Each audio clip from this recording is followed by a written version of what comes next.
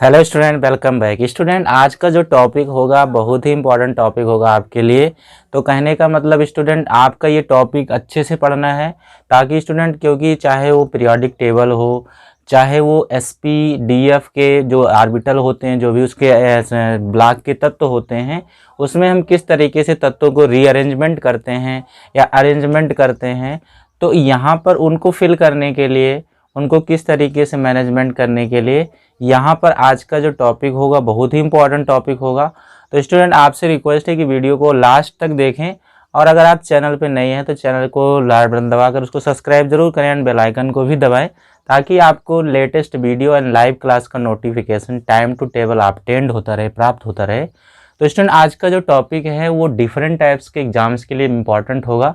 कहने का मतलब हाई स्कूल, इंटर के लिए और डिफरेंट टाइप्स के लिए, 11th के लिए, और जो भी चीज़ें तत्व होते हैं एसपीडीएफ के तत्व, जो भी आर्बिटल्स होते हैं, जो भी उसमें सारणी होती है, किस तरीके से उसको रीअरेंजमेंट करेंगे, अरेंजमेंट करेंगे, तो उसको फिल करने के लिए ये जो टॉपिक है, ये जो आपका आज का टॉपिक है, ये इंपॉर्टेंट होगा।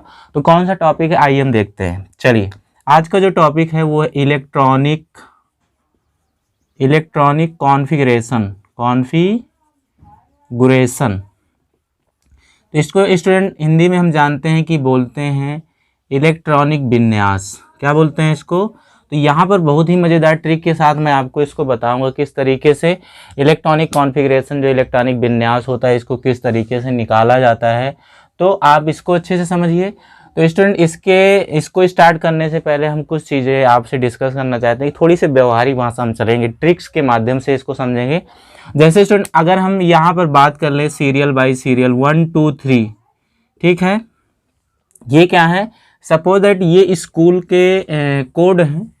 स्कूल मान लीजिए इसको, और इस स्कूल का कोड 1 है, इसका 2 है, इसका 3 है। यहाँ पर कोई 4 स्कूल है, और इस स्कूल का हम नाम रख देते हैं। जो पहला स्कूल का नाम है, इसका स्कूल का नाम हम एस रख देते हैं। क्या रख देते हैं? एस।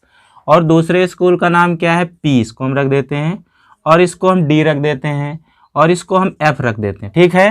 तो स्टूडेंट, हमने कहा कि यहाँ पर ट्रिक अपने दिमाग में ऐसे रख लो, कोई 4 स्कूल हैं, इस स्कूल का नाम एस है, दूसरे स्कूल का नाम पी है, और तीसरे स्कूल का नाम डी है, और चौथे स्कूल का नाम एफ है। चलिए, अब यहाँ पर स्कूल हो गए और उसके कोड हो गए। तो स्कूल हो गए, तो अब इसमें हम स्कूल हैं तो इसमें स्टूडेंट भी होंगे। तो इसमें 2 स्टूडेंट पढ़ते हैं, ठीक है, और इसमें 6 स्टूडेंट पढ़ते हैं, इसमें 10 स्टूडेंट पढ़ते हैं, और इसमें 14 स्टूडेंट पढ़ते हैं। कितना? 14। चलिए, तो स्टूडेंट, अभी तक हमने बताया कि ये सपोज दैट स्कूल हैं, ये स्कूल के नेम हैं। जब स्कूल हो गया तो उसमें स्टूडेंट भी हैं। तो अब यहाँ पर जैसे सपोज दैट इस स्कूल में 2 स्टूडेंट पढ़ते हैं, पी वाले स्कूल में 6 स्टूडेंट पढ़ते हैं, डी वाले स्कूल में 10 स्टूडेंट पढ़ते हैं, एंड एफ वाले स्कूल में 14 स्टूडेंट। अब स्टूडेंट, इस तरीके से इसको आप पहले इतनी सारी चीज़ों को अपने दिमाग में रख लीजिए। चलिए, अब हम व्यवहारिक भाषा को छोड़ करके अब हम आते हैं आपके टॉपिक पे। तो इस तरीके से आप इसको याद रखेंगे। तो स्टूडेंट, आप देखते हैं कि लिखा रहता है 1H2 2H2 2P6 3H2, इस तरीके से लिखा होता है। वो कैसे लिखा होता है इसको हम समझेंगे, कैसे उसको निकाला जाता है, और किस तरीके से इलेक्ट्रॉनिक विन्यास निकाले जाते हैं। अभी हम उसके भी बारे में बात करेंगे, तो किस तरीके से उसको हम करते हैं। चलिए, तो यहाँ पर हम पहले से शुरू करेंगे। 1H2 क्या लिखेंगे? 1H2 पहला हम लिख दिया, 1H2 लिख दिया। ठीक, अब दूसरा हम लिखेंगे। दूसरे को लिखने से पहले ऊपर वाले को लेकर के चलना है, और यहाँ पर अब याद ये रखना है कि जो S ब्लॉक का तत्व तो इसके पास 2 इलेक्ट्रॉन है, P ब्लॉक के तत्व में 6 इलेक्ट्रॉन है, D ब्लॉक के तत्व में 10 इलेक्ट्रॉन है, एंड F ब्लॉक के तत्व में 14 इलेक्ट्रॉन है। चलिए, तो यहाँ पर अब इसको लिखने से पहले P ब्लॉक को हम ऊपर वाले कोष को लेके चलेंगे। 2S2 क्या लिखेंगे? 2S2। अब हम इस पे चलेंगे 2P6, 2P6। ठीक है। अब यहाँ पर हमने लिख दिया। अब हमको डी कोष का लिखना है, तो हम यहाँ से शुरू करेंगे, S से शुरू करेंगे। तो ध्यान से समझेंगे। 3S2 क्या लिखेंगे? 3S2, उसके बाद 3P6, उसके बाद 3D10। अब हम फोर्थ वाले कोष को लिखेंगे, F कोष को। 4S 4s2, 4p6, 4p6, उसके बाद 4d10, 4d10 एंड 4f15। अब हम इस कोर्स पे लिखेंगे, देखो कैसे लिखा गया, ऐसे ही लिखा होता है। पहले में था 1s2 हमने लिख दिया, अब इसको दूसरे वाले के लिखेंगे p ब्लॉक, तो ऊपर वाले को लेके चलना है, ठीक है, बात समझ में आ रही है। 2s2 हमने लिख दिया। अब हम इस कोर्स पे आ जाएंगे जिससे चल रहे थे, 2p6 आ गया। अब यहाँ से 3 वाले कोर्स को चलेंगे, तो यहाँ से चलेंगे 3s2, 3s2 हमने लिख दिया। उसके बाद आपका है 3p6, ये वाले का वरीयता क्रम में हम चलेंगे, चक्रानुसार चलेंगे, तो 3p6 हमने लिख दिया। अब इस लाइन पे आ जाएंगे तीसरे सीरियल पे, तो 3p6 के बाद इसमें क्या है 3d10 हमने लिख दिया।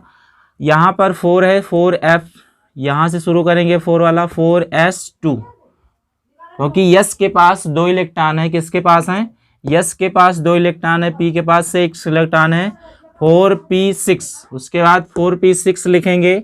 उसके बाद अब इसको लिखने के बाद अब इस लाइन पे आएंगे 4d10,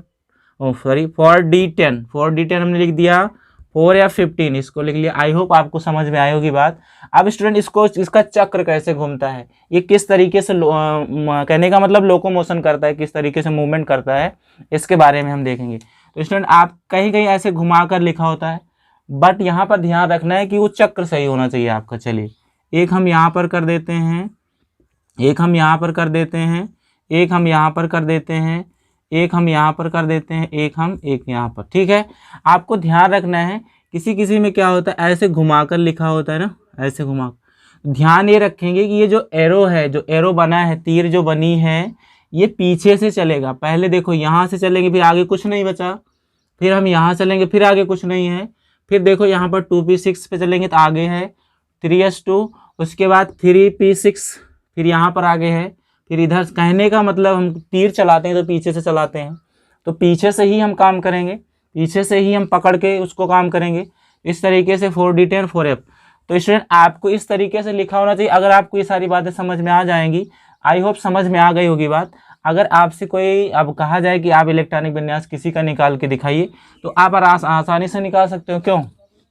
चलिए जैसे हम आपके एग्जाम्पल देते हैं, फॉर एग्जाम्पल में है, फॉर एग्जाम्पल अगर हम देखें सोडियम का निकालें, सोडियम का 11 होता है, कितना होता है 11। इसका जो होता है, जो परमाणु क्रमांक होता है वो कितना होता है, एटॉमिक नंबर कितना होता है 11 होता है। यहाँ पर अब देखिए इसको निकालने के लिए सबसे पहले हम यहाँ चलेंगे 1s2, अब देखो आगे है क्या, नहीं है।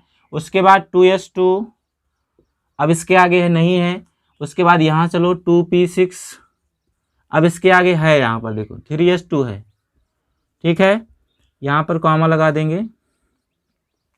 अब स्टूडेंट देखना है कि इलेक्ट्रॉन भी ज़्यादा नहीं होने चाहिए, क्योंकि 11 तक हमको जाना है। तो देखो देख लेते हैं, 2 2 4 4 6 10 10 2 12 12 आ रहा है, बट यहाँ 11 ही है। क्यों, क्योंकि जो लास्ट का कोष होता है, जो लास्ट इलेक्ट्रॉन होता है, उसको हम कम ज़्यादा कर सकते हैं, ये रूल है। तो यहाँ पर देखिए पहले के लिए 2 है, तो यहाँ पर हम 1 कम कर देंगे, तभी तो 11 होगा ना भाई, तभी तो 11 होगा। यहाँ पर 2 हो गया।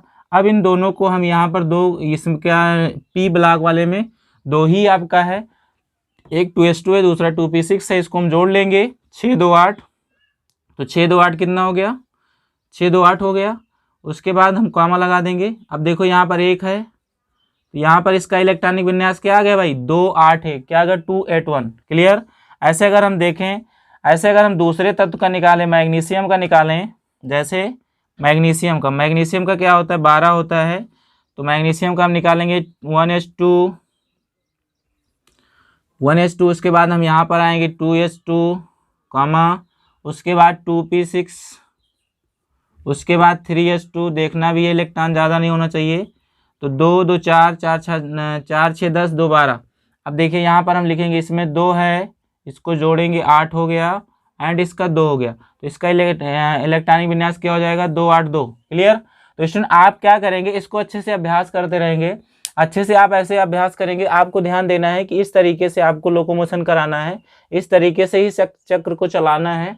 आप किसी भी जो कुछ ऐसे रिसेप्शन होते हैं जो कि आप नहीं उस पर सेटल होते हैं, ऐसे आपका ज़्यादा अगर एटॉमिक नंबर है तो आप कोष को बढ़ा सकते हो, ठीक है, कोष को बढ़ा करके उसका इलेक्ट्रॉनिक विन्यास आप निकाल सकते हो।